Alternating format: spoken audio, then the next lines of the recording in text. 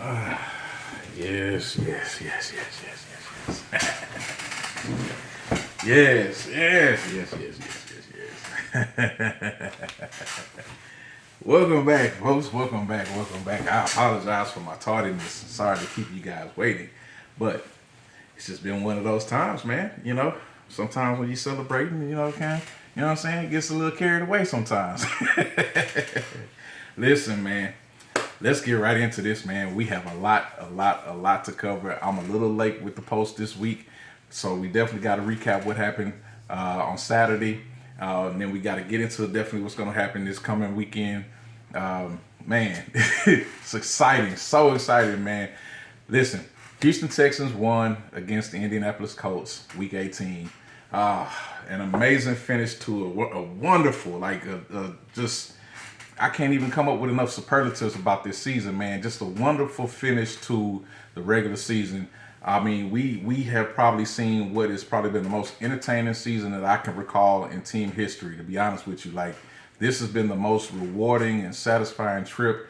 And I think probably the grittiest team that I've seen in the Houston Texans franchise history. I might be talking a little too soon about that. Maybe I need a little bit more time to sit back and reflect on this. Maybe a little time, down the line will give me some more perspective about this. But I believe that we are seeing something that we have never seen before in team history. I'm basing that purely off of the fact that this is a team that you finally feel like you're never out of the game. You know what I'm saying? And even with us not having all of the talent that we've had in previous, previously composed teams, we don't have the triplets, if you will, that we had before. This is a different set of grouping, and this is just a different.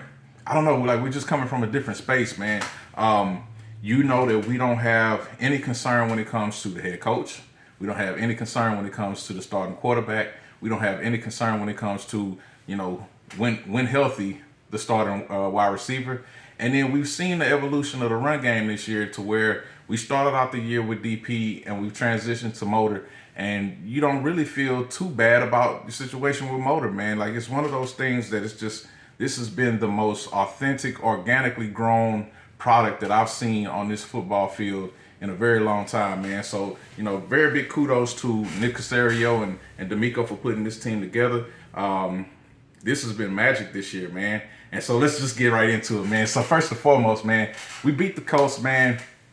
And I know I'm saying man a lot, but whatever, man. I'm excited. We beat the Colts, and we came out striking from the gate, man. Colts came down, scored, field goal, cool. First play on offense, we went down and we got aggressive. I mean, you haven't seen this level of aggression in teams past, man, but the fact that we came out on the very first play of our offensive drive, man, went right at them, and Nico Collins with a 75-yard touchdown, which just opened up the floodgates for what Nico Collins was going to do for the day. Oh, we didn't think they were going to be in that coverage, but slow as a dog, man. Slow as that guy. So he had a feeling like we can hit him up top, and Nico did a great job creating separation. I tried to do my best to get it out there, and I remember like watching Michael Vick and Deshaun Jackson. The first play of the game, I think it was like 2010 or something like that, and they just let it fly. Once I knew the first play was gonna be that, I just kept thinking about that. So, man, it's cool just to see Nico just ball out, and that was a special first play, man. Special. He had a perfect game, and I mean perfect game. He caught everything that was thrown his way, man. Even stuff that looked like it was thrown away, he caught it all, man. So, we got up 14-3 on a play that was meant for Andrew Beck. Of course, folks forget about Andrew Beck. Andrew Beck is quietly having one of the greatest seasons ever for a fullback. I mean, I know statistically it's not going to show that way, but Andrew Beck's got receiving touchdowns, running touchdowns, and he's even got that random kickoff return for a touchdown, man. So he's quietly having one of those most unique seasons ever for a fullback.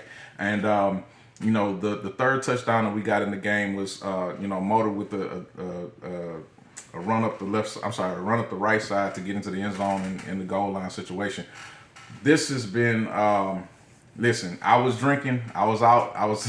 I meant to come back and get right on this video, man. It's just one of those things. Instead, I came home and I got on TikTok and went live for 2 hours. It was an incredible feeling. Had a lot of people to get on and join me, man. If you get a chance to, Texas Fan in Rehab on TikTok, check me out. But Man, the offensive performance that we showed, the fact that Nico Collins was literally catching everything that was thrown his way, the fact that you had C.J. Stroud. I mean, even in situations where the smart play would be to throw the ball away, he threw it to a space where Nico was able to make the catch and do a phenomenal effort play on his behalf to just go down there and scoop the ball off the turf and tuck it away, man. I think Nico had 9 catches on 9 targets for 195 yards. I mean, that's an incredible stat line, man. Like we had no other receivers, to be honest with you. I mean, Dalton Schultz showed up in the second half, as he always tends to do. Dalton Schultz was sitting there with an incentive on his contract. I think he needed to get to like 6 catches for 107 yards. He fell short of that, but he gave it a good effort. I said before the game in my pregame, I didn't want to hear anything about good job, good effort, man. But this is one of those things where everything broke the way that it needed to break. And man, I feel bad for the guy for the Colts, man. He took it on the chin pretty hard personally when this is the third string running back, and after Jonathan Taylor had been ripping a hole in us or gashing our offense. I'm sorry, he'd been gashing our defense all game, man. He took it upon himself that he took the guilty part of the responsibility with missing that pass on fourth down, man. Which, to be honest with you, was just a poorly placed pass, man. I think that if the pass would have been an inch or two or a foot to the left, that play would have been completed. It would have been the first down, and who knows how that outcome would have turned, man. But the game management, it was just phenomenal. For everything that they could do, the Texans did everything right. I mean, there was some things that they did. Listen, we were getting torn up by Jonathan Taylor in the run game, and then for the last 16 runs, we held them to like 27 yards. Like we just locked down right when we needed it to. You know what I'm saying? So yeah, he got his stuff off in beforehand, but when we needed those defensive stops and that pressure, the game just all of a sudden changed for them, and they stepped up, man. That's a great sign for what we have, man. That's a great indicator for what we have moving forward.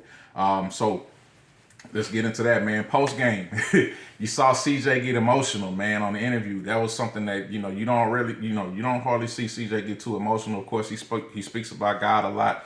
He speaks about his Lord and Savior Jesus Christ. That's great. But you saw him get emotional on the sidelines. You saw him get emotional in the post game interviews, and then that carried over to where you saw the coach in the locker room. He was sitting there waiting on the players to come into the locker room and dabbing them up and all of that stuff. And he was having kind of this moment of this serene moment of perspective where he was just kind of absorbing the moment and taking it all in, man. This has been, like I said, just a crazy folding, the way this season is laid out. I know I'm stumbling over my words real bad, but the way this season is laid out, man, this has just been one of those incredible things that you probably never see again. To be honest with you, with the situation as it is, there's no pressure on these guys to perform. We didn't have an expectation for these guys that they were going to do all of this. So the fact that they're doing this, the fact that they're doing this is just incredible, man. So you got to see Hannah McNair, man. I swear I love her, man. she's getting me to buy into her, full. I don't know, man. She's getting me to buy into her all the way, man, because she's like just the most invested fan, to be honest with you. Where Cal last year and the year, previous years, he's kind of, you don't know what his role is. You kind of, think he's kind of moving by the seat of his pants or whatever. Man, Hannah McNair is completely invested, man. You got to see her running up the tunnel, and she was screaming and yelling, and she was throwing up the H's and stuff, man. It was dope. But to see where this team is right now, to see that we have been able to put this on the field and put this together, and we have a group of guys that really and truly believe in themselves. This was a do or die situation, man. These guys had to have this game in order to make it to the playoffs. And not only did they win, but if you saw the game the next day, the Jaguars and good old Tennessee / Houston Oilers, man, Tennessee upset the Jaguars and then opened up the door for us to have the division title. Like, you just gotta, this is a magical season, and I hope that you guys are really appreciating greatness when you see it, man, because that's one thing that doesn't happen very often. People will sit there and observe greatness and be like, yeah, but whatever. Man, listen, this has been a phenomenal season. I hope that you can, as a Texans fan, I hope that you can really appreciate the season that we've had, because you may never see another season like this again ever. And this is not even done yet. Like, who knows what the season has before us, the playoffs have before us, because CJ has no ambitions on quitting, man. He's talking about, we got to keep this thing rolling. Bobby Slowick is still prepared. He's talking about, even though he's getting the speculation that he might be pursued for a couple of head coaching jobs that are open now, he's talking about, man, he's locked in. He's ready to go 4 more games, man, which means that's tallied up. He's trying to get and win that Super Bowl. Hey, man, I'm all for it, man. As you can see, I'm ready to roll, man. Listen, if we get to the Super Bowl, man, I might have to go ahead and hustle up. I know it's a bunch of Texas fans that are going to be saying that too. Hustle up and do what we got to do to get out there to Vegas, man. I'm just saying. I mean, it's right around my birthday time too, so I'm just saying I might be having to be out there in Vegas, man. I mean, I'm dressed like here, like right now, like it's cold. This is gonna be nighttime attire in Vegas when it's out there in the desert and it gets cold, man. Perfectly timed, man. But listen, what I love about this situation, man, we go into the playoffs in the 4 seed, which means that we have home field advantage, and now we get to see the Cleveland Browns again. Now, listen, a couple weeks ago, I was at that Cleveland Browns game right before Christmas. Caught COVID on the way home. Excuse me, that thing that I'm not supposed to say, but I caught it on the way home or whatever. Had me down. We lost the game. That sucked. All of that was going on at the same time. We get a chance to redeem ourselves, man. And not only that, just like what we faced with the Indianapolis Colts, where this is a different team than what we had in week 2. We get to do that same thing again, because now we have CJ. Now we have healthy guys that missed that game previously that are going to be back. And listen, it looks like almost all the guys are healthy too, man. We got Bobby back in practice. We got Noah Brown back in practice. We got most of the defense. I think Jonathan Grenard was practicing again. These guys are all hands on deck, just like they need to be, man, because listen, you never know when this thing is gonna run out. When the magic might run out. When the chairs and the music stops playing for the musical chairs, man. So we got to keep this thing going, man. Texans fans, if you guys have tickets to the game, by all means, if you're not going to the game, do not sell those tickets to Cleveland Browns fans. Find you some Texans fans. Get into the Facebook groups or whatever you got to do. Find you some Texas fans. Somebody's gonna purchase those tickets for you, because we can't have them be the home field advantage again. I mean, when I went to the Cleveland game, man, there was so many Browns fans in there. I was like, really? Really? And I don't know if it was on the strength of the fact that CJ wasn't playing, but it was just amazing to me to see how many Browns fans it was here in Houston. I was just like, I mean, the Denver Broncos game was probably 10 times worse, to be honest with you. I mean, it was probably more Denver Broncos fans in there than Houston Texans fans, but thankfully we sent them home with an L. But man, it was amazing to see how many Cleveland Browns fans that it was in the stadium, man. So we don't want a rerun of that. I've tried to be on the fence. I'm on the fence as to whether or not I'm going to go. I don't really want to mess up the juju. I've been to 3 games this year. I'm 2-1. I don't really want to mess up the juju. So I might stay here at home and watch it on the big screen. I'm good with that, to be honest with you. I might go out to the bar like I did last time and go watch it. Matter of fact, I'm kind of leaning that way. But hey, let's jump into this postseason, man. Like, this postseason is incredible. The amount of teams that took the L and lost, and how many coaches are being turned over, and it's something incredible, because you've just seen in the last news cycle that Pete Carroll is out and Arthur Smith is out, and the Tennessee Titans coach is out. I think the Jaguars coach is out too. So it's just been so much upheaval and turmoil in the last 24 to 48 hours, man, with these teams in the NFL, where I didn't think there was going to be this many teams. Belichick is out. That's another thing, man. So it's like, I didn't think that it would be this much turnover. I didn't think there would be this many teams to need new coaches. Of course, every year there's going to be some turnover. Black Monday is very real, unfortunately, but you're going to have a lot of situations where this coaches is going to get replaced by older coaches or coaches that are long in the tooth. But now you're starting to see some of these new age coaches take on some of these positions, and that's pretty dope to see, man. But we got to keep it focused on the Houston Texans, man. We may lose Bobby Slowick to this coaching cycle. I hope he doesn't go to the Panthers if that's the case. I think that he might go to Atlanta.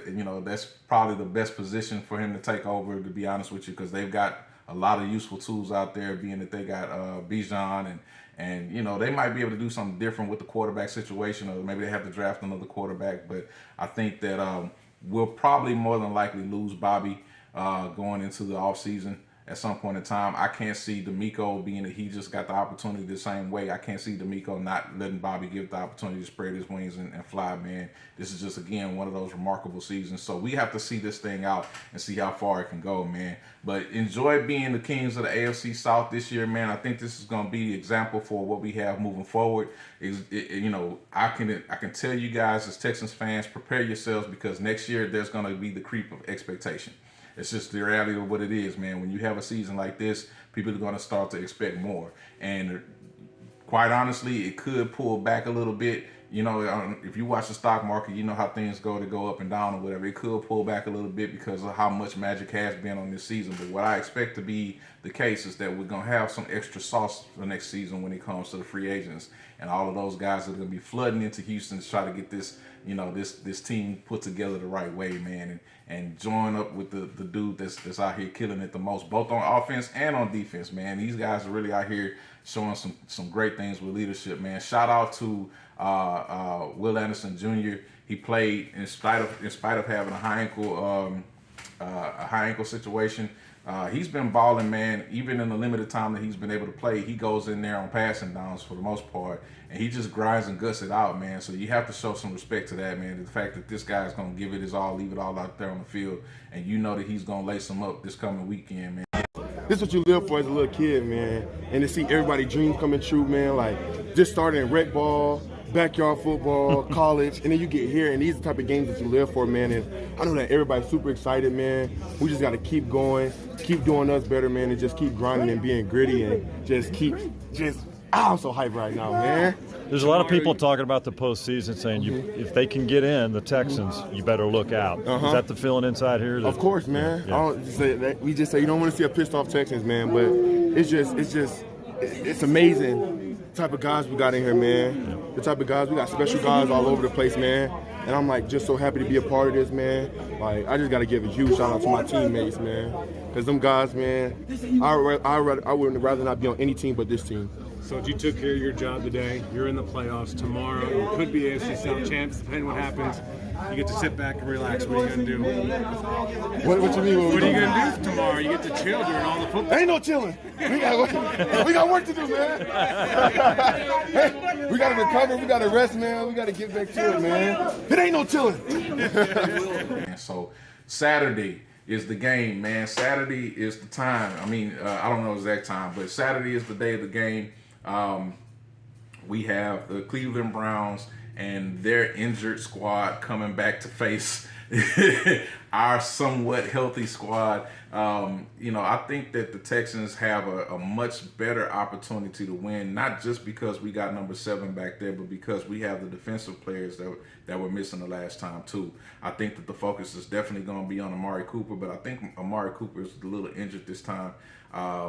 I'm not going to give my prediction just yet, but if you guys saw my last prediction, you know how close I was. You know good and damn well I was sitting there watching us trying to see if we was going to get another 7 on the board so I could be 30 and 19, which I was off by 1 point or whatever.